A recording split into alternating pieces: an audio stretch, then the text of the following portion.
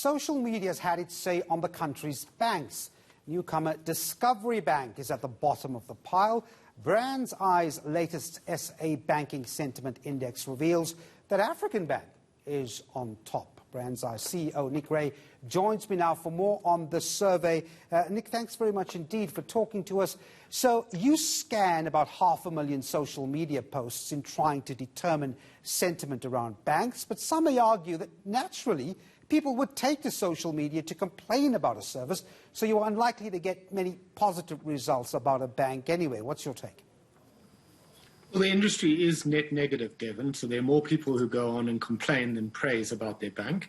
But if you look at Capitec's performance in this 5 years of us conducting this research, this is the first year where they have had a net negative sentiment. So in previous years, they've had more people going online to say nice things about them than complain. So it is certainly possible to be a bank that receives more more positivity online than complaint. And I think African Bank has demonstrated that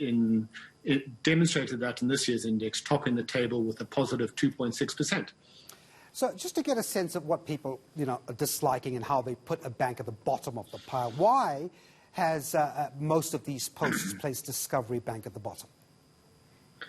Unfortunately, due to operational and customer service issues, Discovery had the worst response to priority conversation online. So that's conversation that the bank should respond to.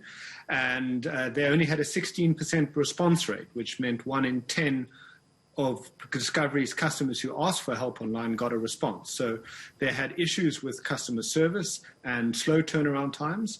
And they also had some other issues. There were some news reports that customers could make online purchases using Discovery credit cards without using a CVV number, which showed some concerns around security as well. And it's interesting, Nick, that in 2020 you still have customers taking to social media saying your online system is out of order or just doesn't meet up to the standard. Yeah, and it was particularly accelerated by COVID this year, where branches were shut and many call centres were overwhelmed with particularly high volumes of customers needing help. And many of those flowed onto social media looking for customer service and help, and many of the banks were not well set up. In fact, we saw social media volumes increase by over 50% in the banking sector compared to 2019, and response rates for the industry only was around 52%. So that means about half of all South Africans who sought help online did not get a response at all. I've got a couple of seconds left, but if I can ask you, customers being treated fairly, another variable of this banking index. Just tell us a little bit about how the posture was from respondents there. Well, the Financial Services Regulator, the FSCA, has recently launched the new banking conduct standard, which sets outcomes for customer service and customer fairness.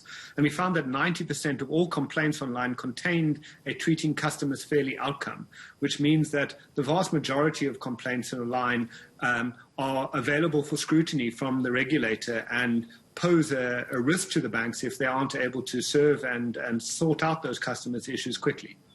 Thanks very much indeed. Brands Eye CEO, Nick Ray, thanks indeed for those insights from the survey. Now,